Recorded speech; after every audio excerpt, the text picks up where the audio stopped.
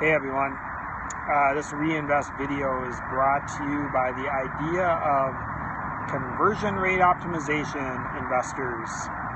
And what inspired this concept that I want to talk to you about in this video and future videos is the majority of my friends they come from two different mindsets.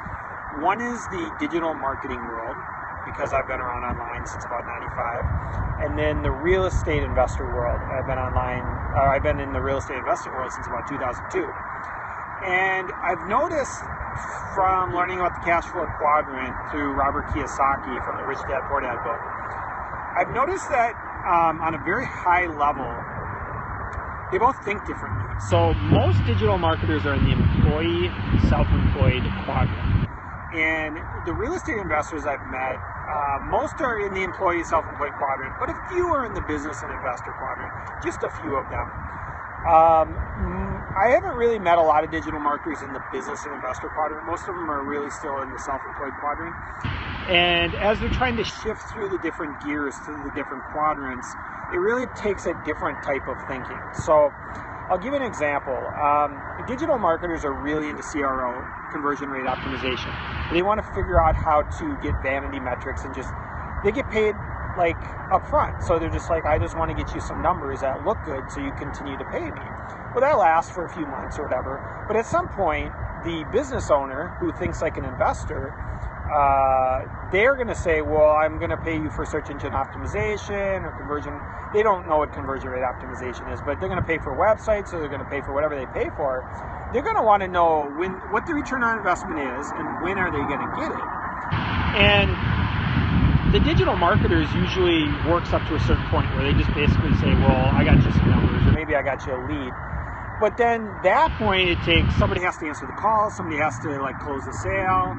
Where are they getting them in the cycle? Then cash flow gets involved. At some point, the investor has to say, well, how long are we going to keep paying for marketing if it's going to take a year or 2 years for some of these deals to close? Because we, as marketers, are kind of going upstream a little bit in today's world. So we have some cool stuff that we can do on Facebook nowadays. You can pay $5 a day and like retarget people for months and months and months to get them to eventually get their attention, to get them to watch a video. So what I finally figured out is you've got these employee and self-employed people in real estate and then also in the internet marketing world. And if they're both in the employee self-employed quadrant, it's like somebody who doesn't think like an investor, who's a business person, who's like, I need this to get a return on investment within 30 to 60 days. And the digital marketer's like, I need to be paid up front, like an employee, then they're maybe a self-employed person. It's kind of doesn't really make sense to begin with, because neither one of them are looking at from an investor's standpoint, like where they're actually looking at the long-term growth of the company. They're just looking at it as like, I have $10,000 to $15,000 a month of bills I need to pay, and I need to just get that money to come in and pay my bills. That's my top priority. So the investing isn't the top priority. And so that's why it's hard for either of them to get into an investor mindset. So what needs to happen is the digital marketer needs to understand the sales cycle, the cash flow cycle, and the CCC, which is the cash conversion cycle. They need to understand how the business operates so they can have some better advice.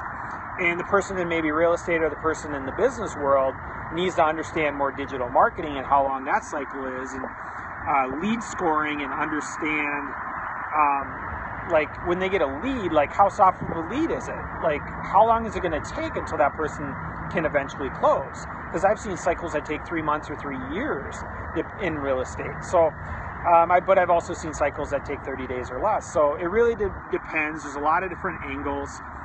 If you can get an infusion of cash to come in because you can shore up the cycles, and you could take that cash and, for example, you could say, well, I got a list of 120 people on Facebook that are very, very targeted. I know that because they watch 90% of my video.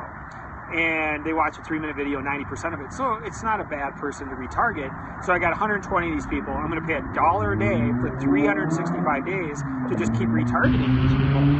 And if you get more money in, then you can even do 10 different ads all at once that are all retargeting people for the next 365 days. So you don't want to just burn through your money. You don't want to just necessarily go, hey, you know, I got thousands of dollars that just came in, and I'm just going to go after 50,000 people in the local area and hit them twice with impressions and stuff. That's just not enough retargeting.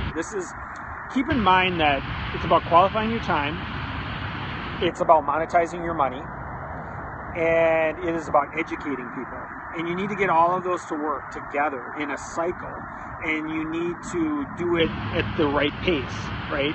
So you need to use the data that you're getting back to understand how serious they are, how educated they are. For some people in real estate, for example, if somebody's like brand new at real estate, it might not necessarily make sense to meet them right away. You might need to talk to them online a little bit before they eventually get educated enough where there's a meeting of the minds and alignment. Then maybe you meet them in person and do a strategic partnership or business-to-business networking at that point. So that's what I got for you today. I got some more good stuff coming up, and I'll talk to you guys later. You have a good day.